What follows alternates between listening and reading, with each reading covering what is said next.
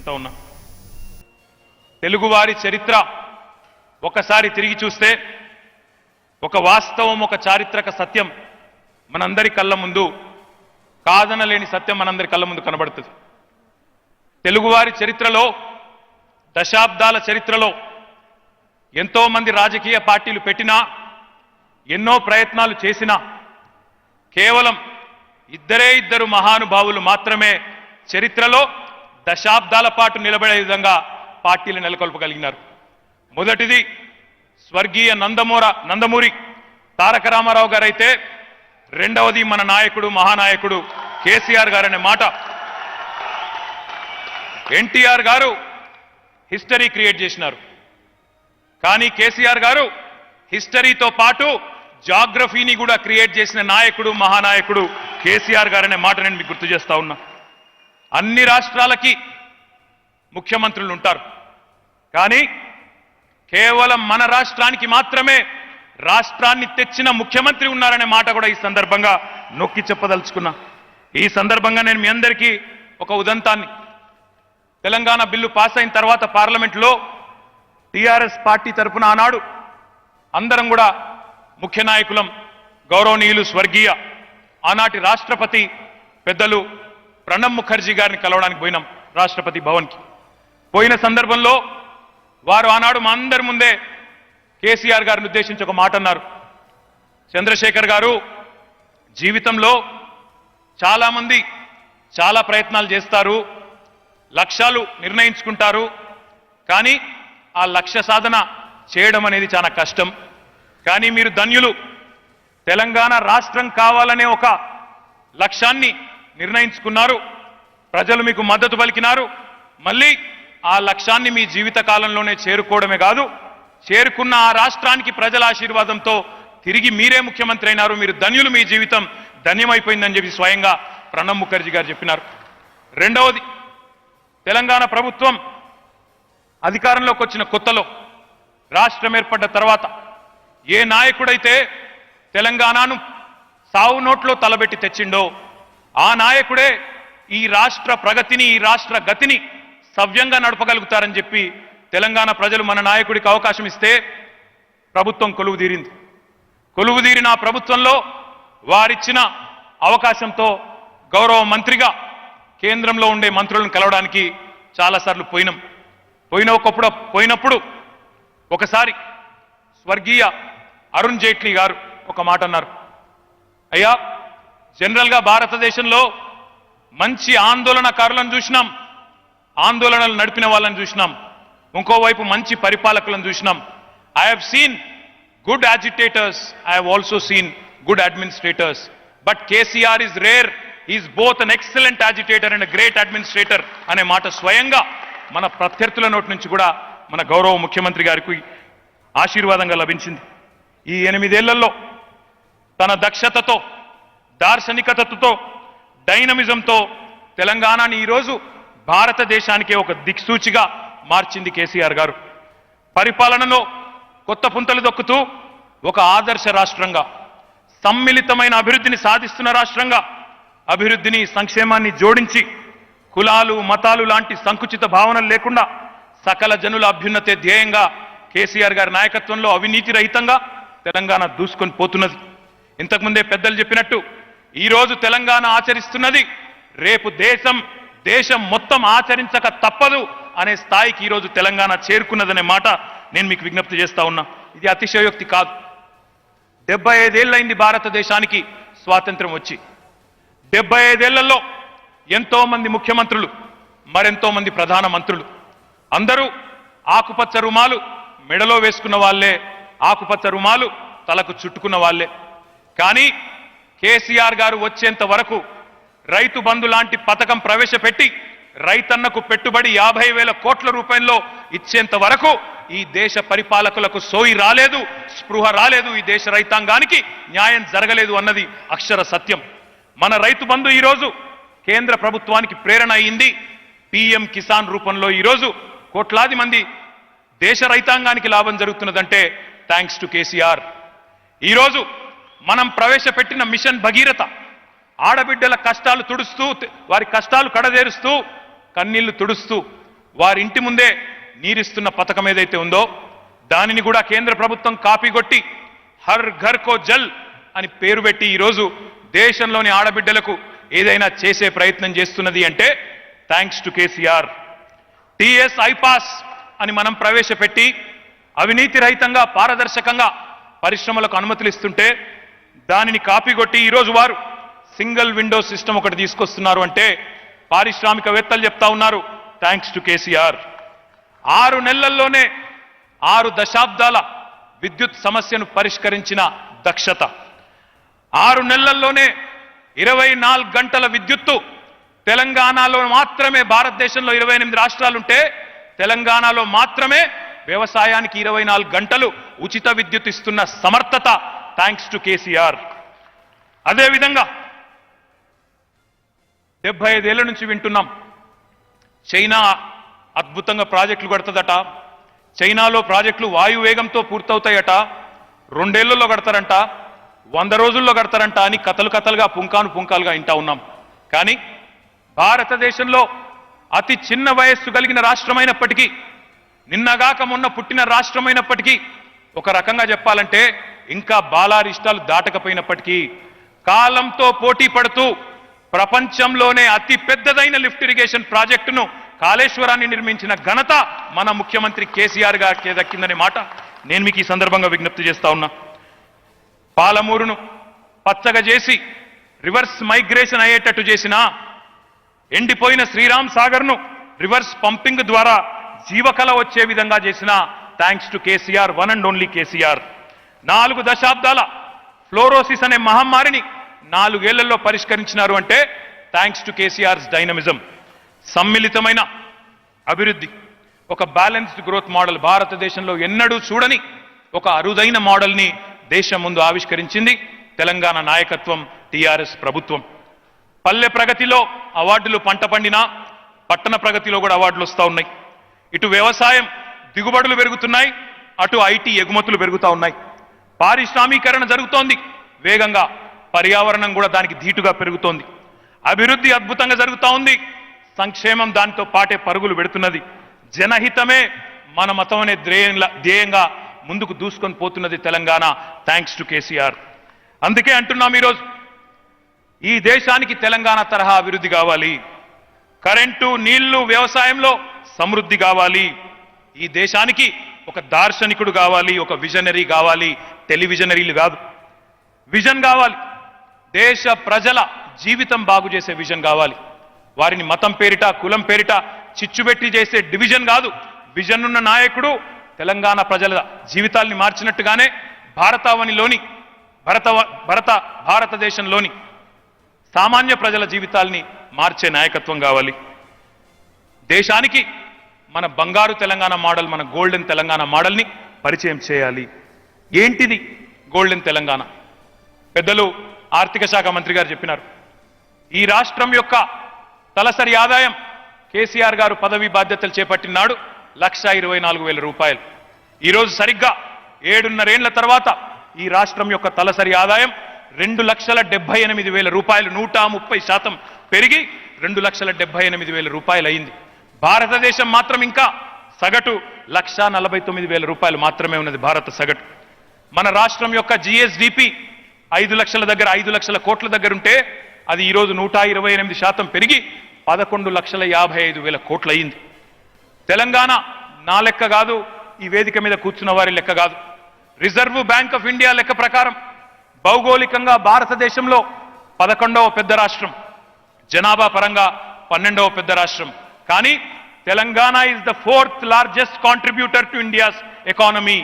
భారతదేశానికి బువ్వ పెడుతున్న రాష్ట్రాల్లో, భారతదేశానికి అన్నం పెడుతున్న రాష్ట్రాల్లో, పైన ఉన్న బీమారు రాష్ట్రాలకి ఈరోజు కొంత పని జరుగుతున్నదంటే అక్కడ ఉన్నది తెలంగాణ బిడ్డల చెమట, రక్తం.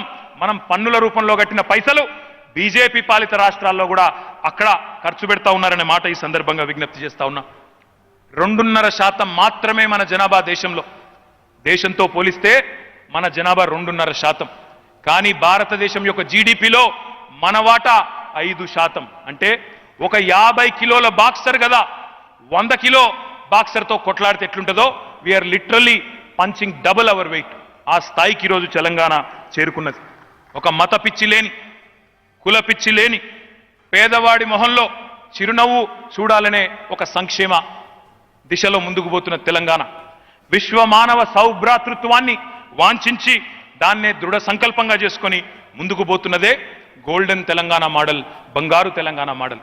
మరి నేను అంటున్నా, గోల్మాల్ గుజరాత్ మోడల్ పెట్టి 2011 నుంచి 2014 వరకు ఊదరగొట్టి ఈ దేశ ప్రజలను ఆగమాగం చేసి సోషల్ మీడియాలో ప్రచారం చేసుకొని ఈరోజు వాళ్ళు వచ్చి కూర్చున్నారు అక్కడ. ఒక్కసారి ఆలోచన చేద్దాం. తెలంగాణ ప్రభుత్వానిది అద్భుతమైన సాఫల్యాల చరిత్ర అయితే కేంద్ర ప్రభుత్వానిది అంతులేని వైఫల్యాల చరిత్ర. ఎన్నెన్ని మాటలు చెప్పిండు నరేంద్ర మోడీ ఒక్కసారి గుర్తు చేస్తాం. 2014లో నరేంద్ర మోడీ గారు చెప్పినారు, 2022వ సంవత్సరం కల్లా భారతదేశంలోని రైతుల యొక్క ఆదాయాన్ని రెట్టింపు చేస్తా, డబల్ చేస్తా మీ ఆదాయాన్ని అని చెప్పిండు నరేంద్ర మోడీ. కానీ ఏం చేసిండు? కష్టాలు, కన్నీళ్లు, పెట్టుబడి కాస్ట్లు అవి మాత్రమే డబల్ అయినాయి తప్ప ఆదాయం ఎక్కడ డబల్ కాలే. రైతులను అరిగోసబెట్టి 13 నెలల పాటు చిత్రవద చేసి నల్ల చట్టాలు తెచ్చి వ్యవసాయాన్ని కార్పొరేటీకరణ కోసం ఇప్పుడే సోదరులు గంగుల కమలాకర్ గారు చెప్పినట్టు కొంతమంది తనకు అస్మదీయులు ఎవరైతున్నారో వారి కోసం రైతులను పనంగా పెట్టిండు నరేంద్ర మోడీ. మోదీ साहब ने किया था वादा किसान को मजबूत करने का वादा किया था, फिर किया क्या उन्होंने? मजबूर बनाया. आज किसान मजदूर बनने का हालत आज इस देश में आ गया. అందుకే దేశ రైతన్నలు అంటున్నారు, నరేంద్ర మోదీ రైతు విరోధి. నువ్వు వ్యవసాయం అనేది నీకు తెలియదు, నీకు వ్యవసాయం పట్ల మక్కువ లేదు, వ్యవసాయం పట్ల అవగాహన లేదు. అందుకే నీ మంత్రులు అంటారు, మేము పోతే నూకలు తినండి, నూకలు తినడం నేర్పండి, ఎట్లా ఏం చేసింది తెలంగాణ అని అడ్డగోలు మాట్లాడుతున్నారు. కాబట్టి దేశ రైతన్నలు ఆలోచన చేయాలని చెప్పి నేను కోరుతా ఉన్నా. 2022 కల్లా ప్రతి పేదవాడికి ఇల్లు ఇస్తా అన్నాడు. ప్రతి పేదవాడికి ఇల్లు ఇస్తా, హర్ గరీబ్ కో ఘర్ దేంగే. ఒక్కరు కూడా ఇల్లు లేని నిరుపేదలు ఉండారన్నారు నరేంద్ర మోడీ. కానీ జరిగిందేంది? నోట్ల రద్దు లాంటి అపసవ్యపు ఆలోచనలు చేసి తన దివాలాకోరు ఆర్థిక విధానాలతో కొత్త ఇల్లు ఇచ్చుడు కాదు, ఉన్న ఇల్లే అమ్ముకునే దుస్థితిని తెచ్చిండు నరేంద్ర మోడీ. నల్లధనం మొత్తం తెస్తానన్నాడు. ఏమన్నాడు ఆనాడు? మిత్రో ఆప్ సభీ లోగ్ జన్ ధన్ ఖాతా ఖోలో, మే ధన్ 15 लाख దేతూ అన్నాడు. వచ్చినాయా 15 लाख? ఏదయ్యా మోడీ గారు, నల్లధనం అంటే ఈరోజు తెల్లముఖం వేస్తున్నాడు, బిక్కమొహం వేస్తున్నాడు, మొగులు దిక్కు చూస్తున్నాడు. ఈ దేశ యువతకు ఏటా 2 కోట్ల ఉద్యోగాలు ఇస్తానని మభ్యపెట్టిండు. ఏడాదికి 2 కోట్ల ఉద్యోగాలు, మరి 8 ఏళ్ళ 16 కోట్ల ఉద్యోగాలు ఇవ్వాలి. కొత్త ఉద్యోగాలు ఇచ్చుడు దేవుడెరుగు. ఉన్న ఉద్యోగాలు ఊడగొడుతున్నాడు, ప్రభుత్వ రంగ సంస్థలు నమ్ముతున్నాడు. దాంతో పాటు గట్టిగా అడిగినవనుకో, ఏదయ్యా మోడీ గారు ఉద్యోగాలంటే పకోడీలు వేసుకోవడం, బజ్జీలు వేసుకోవడం, ఇడ్లీ బండి పెట్టుకోవడం ఉద్యోగం కాదా అని దబాయిస్తున్నాడు. ఇది ఈరోజు పరిస్థితి. ఈ దేశ మహిళా సోదరిమణులకు చెప్పినాడు, యూపీఏ ప్రభుత్వ వైఫల్యం వల్లనే, ఆనాడు కేంద్రంలో ఉన్న మన్మోహన్ సింగ్ వైఫల్యం వల్లనే సిలిండర్ ధరలు పెరుగుతున్నాయి అన్నాడు. మరి ఈరోజు సిలిండర్ 1000 అయింది, మా మహిళలకు కట్టెల పొయ్యే మళ్ళీ దిక్కయింది. మాట్లాడితే వోకల్ ఫర్ లోకల్ అంటాడు Narendra Modi, vocal for local. మరి నేను అడుగుతా ఉన్నా మోదీ గారు, ప్రపంచంలోనే అతి పెద్దదైన లిఫ్ట్ ఇరిగేషన్ ప్రాజెక్టును భారతదేశంలోనే ఒక అంతర్భాగమైన తెలంగాణ రాష్ట్రం నువ్వు అర పైసా సహాయం చేయకపోయినా కేసీఆర్ గారి నాయకత్వంలో కడితే అది భారత ప్రధానిగా ఉన్న నీకు గర్వకారణం కాదా? కనీసం ప్రశంసాపూర్వకమైన మాట ఎందుకు రాదు? వోకల్ ఫర్ లోకల్ అంటవే. ఈ లోకల్ ప్రాజెక్టు, ఈ లోకల్ ప్రభుత్వం చేసిన పనిని కనీసం నీ మనసులో ఎందుకు చోటు ఇయ్యలేకపోతా ఉన్నావని నేను అడుగుతా ఉన్నా. అది మాత్రమే కాదు, ఈ దేశ మధ్యతరగతికి చెప్పినాడు, పెట్రోలు డీజిల్లు ధరలు యూపీఏ వైఫల్యం వల్లనే పెరుగుతున్నాయి అన్నాడు. కానీ 70 రూపాయలు ఉంటే ఆనాడు పెట్రోల్ 2014లో ఈరోజు 120 రూపాయలు చేసిండు. 2022 కల్లా బుల్లెట్ రైళ్లు పరుగులు పెడతాయన్నాడు. కానీ ఉన్న రైళ్లే అమ్ముతున్నాడు, రైల్వే స్టేషన్లు అమ్మే పరిస్థితి ఈరోజు తీసుకొచ్చినాడు.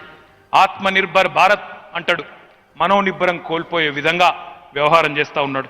అది మాత్రమే కాదు మిత్రులారా, డబల్ ఇంజన్ ఈ మధ్యన బాగా వాడుతున్న, బాగా ఇష్టం వచ్చినట్టు మాట్లాడుతున్న మాట డబల్ ఇంజన్. డబల్ ఇంజన్ అంటే ఏందో అనుకున్నారు ప్రజలు. కానీ డబల్ ఇంజన్ అంటే రైతుల కష్టాలు డబల్, పెట్రోల్ ధరలు డబల్, గ్యాస్ ధరలు డబల్, ఫర్టిలైజర్ ధర డబల్, నిత్యావసరాలు డబల్, పరిశ్రమలకు నష్టాలు డబల్, మత పిచ్చి డబల్, అరాచకాలు డబల్. మొత్తం దేశం చూసినట్టయితే ఒక కుప్ప చేసి ఈరోజు ఒక దివాలాకోరు విధానాలతో దేశాన్ని అగమ్యగోచరంగా మార్చిండు నరేంద్ర మోడీ. హర్ ఘర్ కో జల్ అంటున్నాడు. ఇప్పుడు కొత్తగా మనం కాపీ కొట్టి హర్ ఘర్ కో జల్ అంటున్నాడు. కానీ చేస్తున్నదేంది? చేసేదొకటి, చెప్పేదొకటి. పేరు హర్ ఘర్ కో జల్, కానీ హర్ ఘర్ మే జహర్, హర్ ఘర్ మే జహర్. ప్రతి మనసులో విషాన్ని నింపే ప్రయత్నం చేస్తా ఉన్నాడు.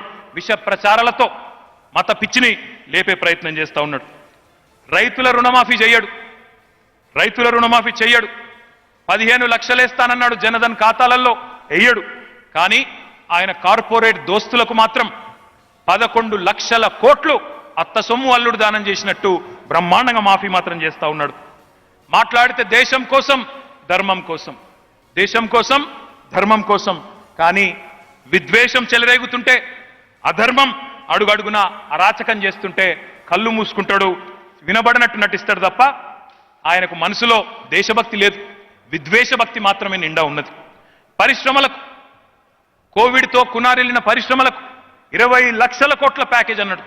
ఎక్కడ పోయిందా మోడీ గారు అంటే, పరిశ్రమలు లక్షల సంఖ్యలో మూతబడుతున్నాయి. మోదీ గారు ఎక్కడున్నాయి 20 లక్షల కోట్లంటే, అరే భయ్ ఓతో జుమ్లాతా, ఏదో ఉత్తగా చెప్పినా, పిచ్చోళ్ళని చేసేందుకు చెవుల పువ్వు పెట్టినా అని చెప్పి తప్పిచ్చే మాటలు మాట్లాడతాడు. జాతీయవాదం అంటాడు. కానీ జాతి సంపద అయిన HPCL, coal India, steel authority of India, BPCL, పక్క రాష్ట్రంలో ఉన్న వైజాగ్ స్టీల్ అన్నింటినీ తుక్కు కింద అమ్ముతా ఉన్నాడు. ఆఖరికి ఈ దేశంలో ప్రతి ఒక్కరూ తమ సంస్థగా గర్వంగా చెప్పుకునే life insurance corporation of India, మనందరికీ ప్రీతిపాత్రమైన ఎల్ఐసిని కూడా అమ్ముతున్న ప్రయత్నం చేస్తా ఉన్నాడు. అందుకే నేను అంటా ఉన్నా, భాइयों सोचो, मोदी साहब बहुत कुछ बोलते हैं, make in India, digital India, stand up India, sit India, fit India. आज क्या बोल रहे हैं वो? बेचो इंडिया. इसीलिए मैं कहता हूं, सोचो इंडिया, क्या चल रहा है इस देश में जरूर सोचो. ఆగం కావద్దు. దేశం కోరుకుంటున్నది ఉద్వేగాల భారతం కాదు, ఉద్యోగాల భారతం కోరుకుంటుంది. పవిత్ర గంగా నదిని ప్రక్షాళన చేస్తా అన్నాడు. పవిత్ర గంగా నదిని నమామి గంగే అని చెప్పి ప్రక్షాళన చేస్తా అన్నాడు. కానీ చేసిందేంది? కరోనా సమయంలో వందల సంఖ్యలో అదే గంగలో శవాలు తేలుతుంటే ప్రపంచం నివ్వెరపోయి, ఇంత అసమర్థ ప్రభుత్వం మీది అని చెప్పి నివ్వెరపోయి చూసే పరిస్థితి తెచ్చిండు. జాతిపిత మహాత్మా గాంధీ గారి సూక్తులు వల్లెవేస్తాడు తెల్లారలేస్తే. ఎవరు వచ్చినా, బోరిస్ జాన్సన్ వచ్చినా, అమెరికా అధ్యక్షుడు వచ్చినా, చైనా అధ్యక్షుడు వచ్చినా సాబర్మతి ఆశ్రమానికి గుంటపోతాడు. కానీ గాడ్సే లాంటి హంతకులను ఆరాధించే దౌర్భాగ్యులకు పెద్దపీట వేస్తాడు. వాళ్ళు గాంధీ గారిని దూషిస్తుంటే మౌనంగా ప్రేక్షక పాత్ర వహిస్తూ వారికి పరోక్షంగా వత్తాసు పలుకుతాడు. తన తికమక దౌత్య నీతితో, తలాతోకా లేని ఫారెన్ పాలసీతో ప్రపంచం ముందు దేశాన్ని నవ్వుల పాలు చేస్తా ఉన్నాడు. ఎలక్షన్ ఉంటే పాకిస్తాన్ని తిడతాడు, ఎలక్షన్ రాగానే పాకిస్తాన్. కానీ ఎలక్షన్ లేకపోతే పిలవకపోయినా నవాజ్ షరీఫ్ గారి దగ్గర పోయి విందులు మాత్రం ఆరోగిస్తాడు. అది మాత్రమే కాదు, ఇంకా సిగ్గుచేటేమంటే అతి గర్వంతో, అంతా తనకే తెలుసనే ఒక అహంకారంతో, అదేదో అహ్మదాబాద్ మున్సిపల్ కార్పొరేషన్ ఎలక్షన్ అన్నట్టు అమెరికా ఎలక్షన్లు దూరిండు. అబ్ కీ బార్ ట్రంప్ కి సర్కార్ అన్నాడు. ఏమైంది? ఎల్లెల్కల పడ్డాడు, తాను ఇచ్చుకొని వెనుకకు వాపసు వచ్చిండు. ఇగో ఇది మన దౌత్య నీతి, ఇది మన దౌర్భాగ్య కేంద్ర ప్రభుత్వం. అందుకే బీజేపీ చేతిలో అధికారం దేశానికే అంధకారం అన్నట్టు తయారైంది. ఈ దేశానికే ప్రమాదకరం, దేశ మనుగడకే ప్రమాదకరం అన్నట్టు తయారైంది. ఒక విషయంలో మాత్రం మోడీ గారు అద్భుతం చేసిండు, భారతదేశాన్ని నంబర్ 1 స్థానంలో నిలబెట్టిండు. ప్రపంచంలోనే ఈరోజు అత్యధిక సిలిండర్ ధర ఏ దేశంలో ఉంది అంటే నంబర్ 1 ఇండియా అని మాత్రం మోడీ గారు బరాబర్ చేసిండు. మొత్తం 45 ఏళ్లలో ఎన్నడూ లేనంత నిరుద్యోగం ఈరోజు తాండవిస్తున్నది. 30 ఏళ్లలో ఎన్నడూ లేనంత ద్రవ్యోల్బణం ఈరోజు తాండవిస్తున్నది. ప్రపంచ ఆహార సూచిక గ్లోబల్ హంగర్ ఇండెక్స్ లో 116 దేశాలలో 103వ స్థానానికి భారతదేశం పడిపోయింది. యుఎన్డిపి రిపోర్ట్ ప్రకారం, United Nations Development Programme report ప్రకారం మానవ అభివృద్ధి సూచికల్లో 80వ స్థానాన్ని నుంచి 131వ స్థానానికి భారతదేశం యొక్క ర్యాంకింగ్ పతనమయ్యింది. ప్రజాస్వామ్య విలువల పరిరక్షణలో 56 నుంచి 93వ ర్యాంకింగ్కు పడిపోయినాం.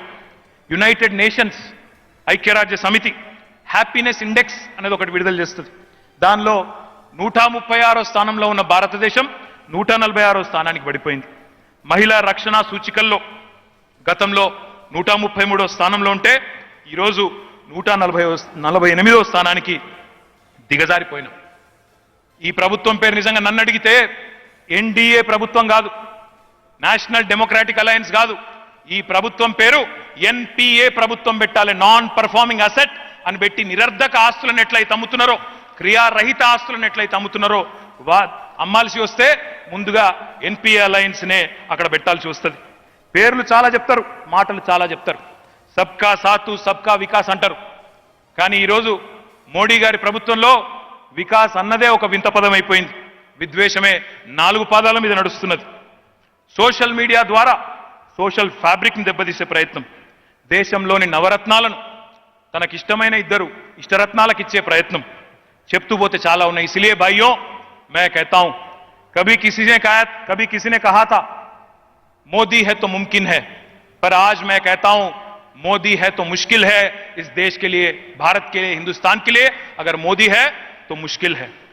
మిత్రులారా, ఒక నిర్మాణాత్మకమైన సంస్థలో ఒక కార్యకర్తగా, మీలో ఒకడిగా, ఒక సోదరుడిగా 75 ఏళ్ల భారత స్వాతంత్ర్య అనంతరం ఈరోజు మన పార్టీ సమావేశంలో కలత పడుతున్న, బాధపడుతున్న ఒక సగటు భారతీయుడిగా, ఒక తండ్రిగా భవిష్యత్ తరం గురించిన ఆవేదనతో, ఆందోళనతో 2 మాటలు నేను మీకు మనవి చేసుకుంటా ఉన్నా. ఇంకా ఎన్ని రోజులు, 75 ఏళ్ళైంది స్వాతంత్రం వచ్చి, ఇంకా ఎన్ని రోజులు భారతదేశం ఎదుగుతున్న దేశంగానే ఉండాలి? ఇంకా ఎన్ని రోజులు భారతదేశం థర్డ్ వరల్డ్ కంట్రీగా, ఒక పేద దేశంగా ఉండాలి? ఇంకా ఎన్ని రోజులు, ఎన్ని దశాబ్దాలు కులపిచ్చి, మతపిచ్చి రేపే సంస్థలు, వాళ్ళ ఎజెండాలు, వాళ్ళు రెచ్చగొట్టే ఉద్వేగాలు, వాటికి లోనవుదాం? మాట్లాడితే ఇంతకుముందే పెద్దలు ముఖ్యమంత్రి గారు చెప్పినారు,